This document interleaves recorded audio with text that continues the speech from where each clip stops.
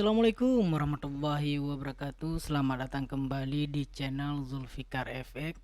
Di video kali ini Mimin akan membahas tentang cara trading manual menggunakan BBM Aomali yang berjudul kali ini Zone Zero Loss di dalam Zone Zero Loss ya.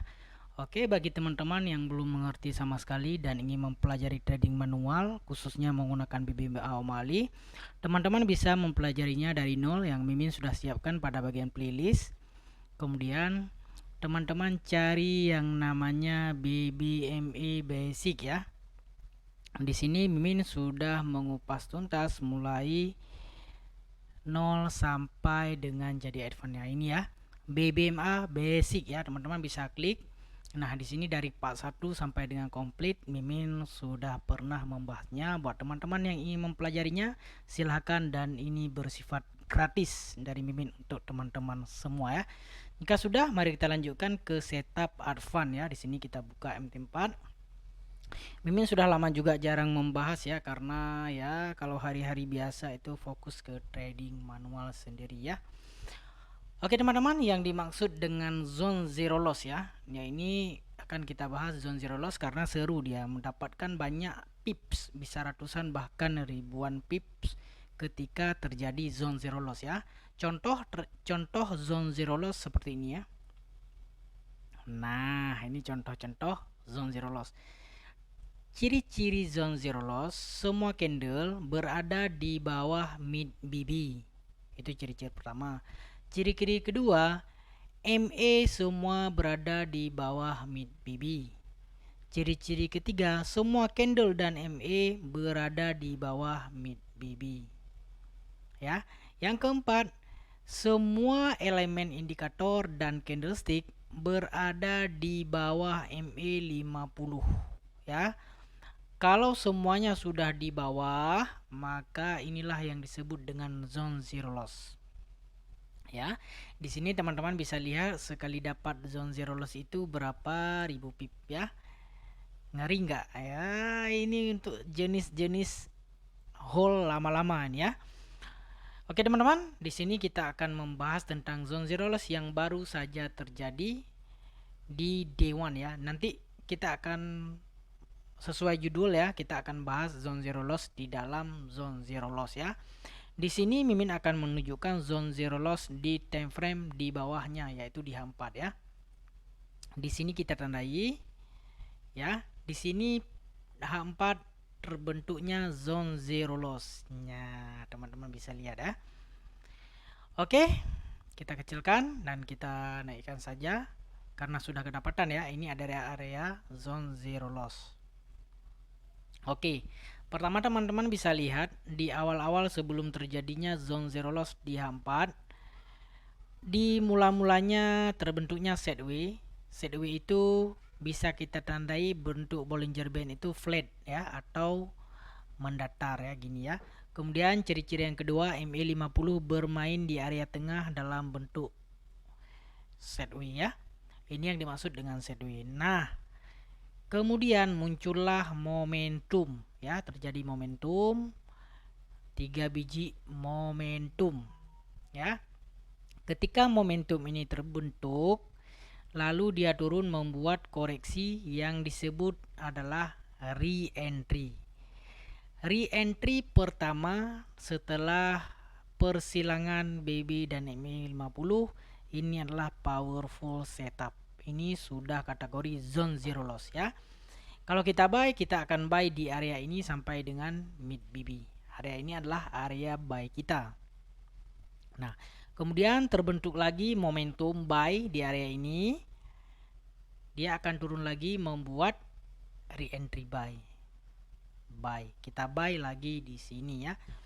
Dia naik lagi membentuk momentum buy di area ini. Ya.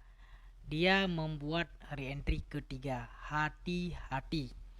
Kalau sudah terbentuk re-entry 1 kali, 2 kali, 3 kali dalam keadaan zone zero loss di time frame acuan misalnya H4, hati-hati karena biasanya dan keseringannya ketika 3 kali re-entry di time frame acuan kita, sebut saja di sini H4, maka 3 kali di H4 akan terbentuk reentry 1 kali di daily.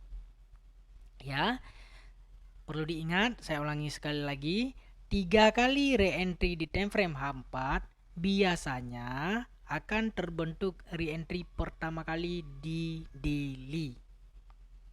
Ya, sekarang kita lihat. Teman-teman juga harus perlu tahu ya, kenaikan ini zone zero loss pada H4 ini adalah perjalanan candle yang sedang running di daily. Ya, sekarang kita lihat di daily-nya. Nah, sekarang teman-teman bisa lihat mimin perbesar ya. Nah, ini adalah daily. Di H4 tadi kelihatan zone zero loss ya. Ketika 3 kali di H4 tadi, nah di sini kelihatan ya. Reentry daily, persilangan MA50 dan berada pemasukannya ke zone zero loss di daily pula. Nah, artinya kalau kita trading di H4 ya, trading di H4 misalnya reentry momentum, teman-teman boleh TP dulu cari aman ya. Ketika reentry masuk lagi ada momentum, TP lagi ya, sampai dengan ketiga kali. Ketiga kali ini teman-teman harus memperhatikan jarak MA50 dan top BB semakin jauh ya. Dari tadi kan MA50 dengan top BB dekat ya, makin lama makin jauh dan jauh ya. MA50 yang semakin jauh menandakan semakin rindu. Ketika MA50 di H4 ini semakin jauh, potensi reversal di daily atau membentukkan reentry lebih kuat. Jadi hati-hati. Nah, ini zone zero loss pertama di H4, kemudian dilanjutkan dengan zone zero loss di daily. Ya, di sini teman-teman bisa lihat setelah terbentuk momentum re-entry pertama di daily di sini ya.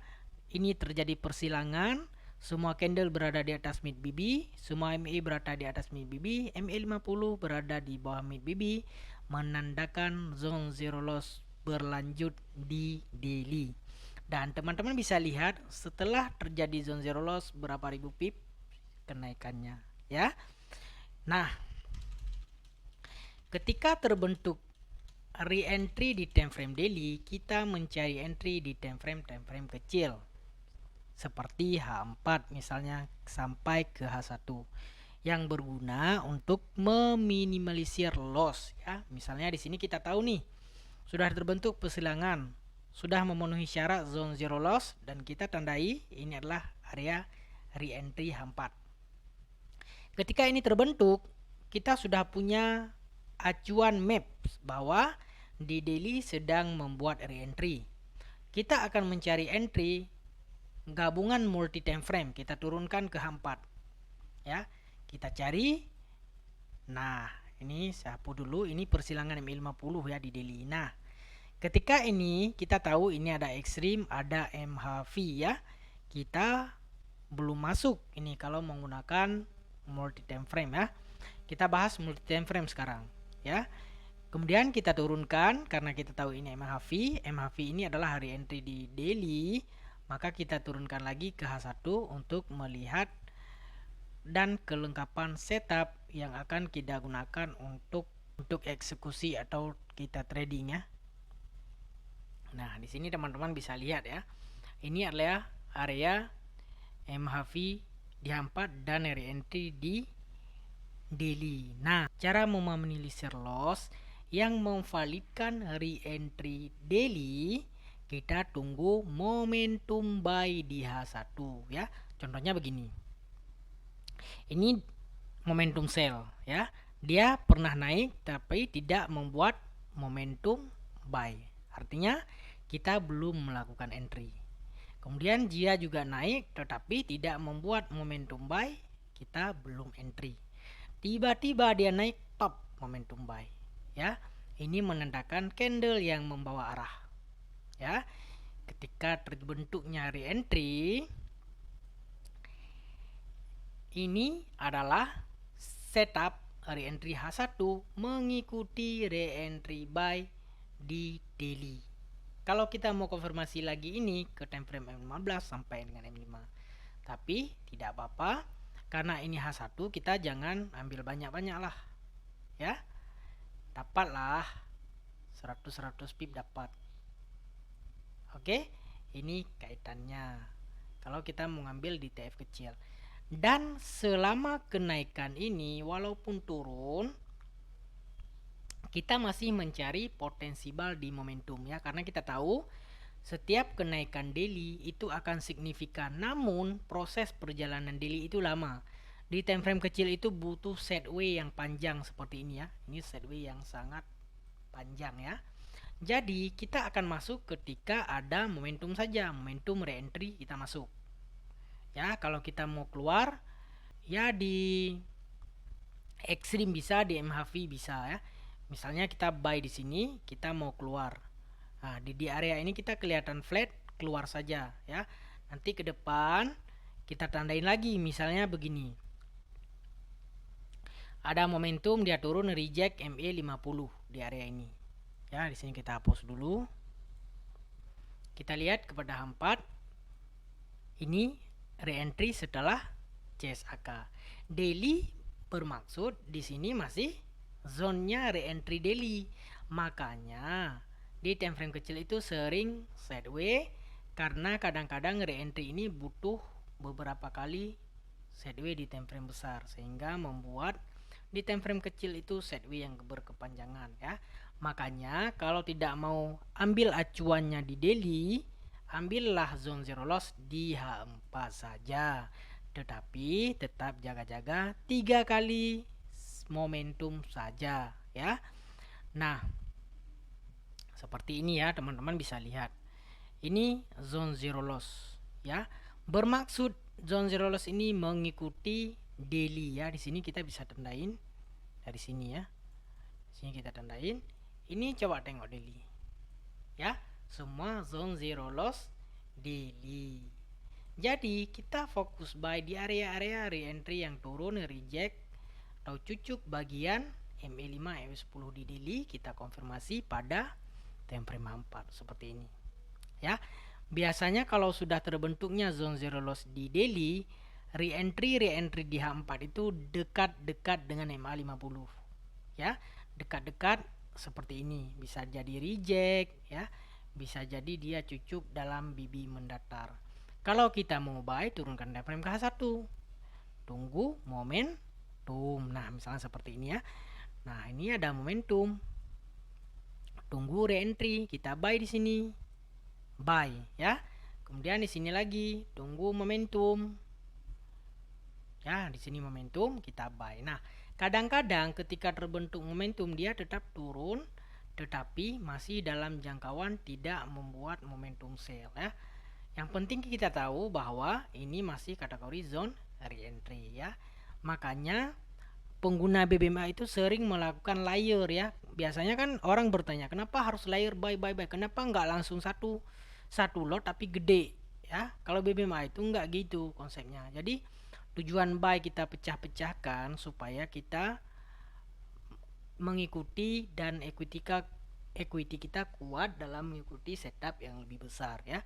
Beda cerita kalau kita mau menggunakan time frame kecil ya, misalnya H1 ya. Misalnya H1 kita cari di sini ya. Misalnya kita mau fokus di H1 time frame acuan ya. Di sini saja ya. Biar nggak terlalu jauh. Di sini ada momentum. Kemudian di sini membuat re-entry berdekat-dekatan dengan MA50. Kita lihat di M15. Oke, kita lihat. Nah, di M15 juga re-entry dan sudah zone zero loss. Ya, teman-teman bisa lihat. Ya, re-entry M15, re-entry H1 ini karena mengikuti daily. Ini entry yang sangat selamat dan pergerakannya jarak jauh. Seperti ini contohnya ya. Nah, ini contohnya. Ya, ini contohnya lagi. Nah, ini maksud zone zero loss. Ini juga ada zone zero loss. Ya. Nah, seperti itu teman-teman. Jadi inilah yang dimaksud dengan zone zero loss di dalam zone zero loss. Ya. Jadi mulai selanjutnya teman-teman bisa pelajari tentang zone zero loss ya.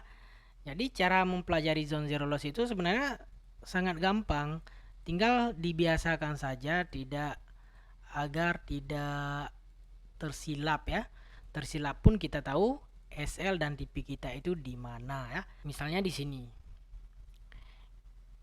Ini adalah hari entry zone zero loss. Ya. Di H4 entry zone zero loss. Kita mau cari di M15. Waduh, kejauhan ya. Kejauhan nggak dapat. Oh, dapat nih teman-teman. Nah, ini re-entry zone zero loss di time frame H4. Kalau kita mau buy, kalau di H4, nah teman-teman perhatikan ya, kalau zone zero loss di time frame 2 di atasnya, di time frame ketiga itu seringnya sideways-nya kepanjangan ya. Panjang nggak sideways-nya? Panjang. Ini juga lihat, sideways-nya super panjang guys. Nah, ini sideways ya. Sideways yang panjang ini menandakan re-entry di H4 ya. Kita tunggu re-entry valid itu di momentumnya M15. Misalnya di sini ada momentum, teman-teman mau buy. SL kita itu kalau misalnya di M15 nggak tunggu re-entry, misalnya kita buy di sini, SL kita di bawah low BB ini gede ya, karena gold teman-teman. Ya, bagusnya ada momentum dan re-entry yang lebih clear. Kalau ini mungkin efek news ya, langsung terbang. Nah, ini juga sideways yang panjang ya. Jadi inilah konsep zone zero loss di dalam zone zero loss. Nah, teman-teman bisa lihat di H1 ya. Ketika zone zero loss re-entry di H4, di H1 pasti berdekat-dekatan dengan MA50 ya. Ini berdekat-dekatan dengan MA50. Yang awalnya sudah jauh, ini semakin mendekat ya. Ini agak jauh, candle mendekat dengan MA50 ya. Jadi kalau kita mau buy, misalnya re-entry zone zero loss H4, TF kedua sudah ada candlestick berdekatan dengan MA50 dan BB flat ya. Kita tunggu reverse, kita tunggu retest, kita buy ya. Begitu juga dengan ini.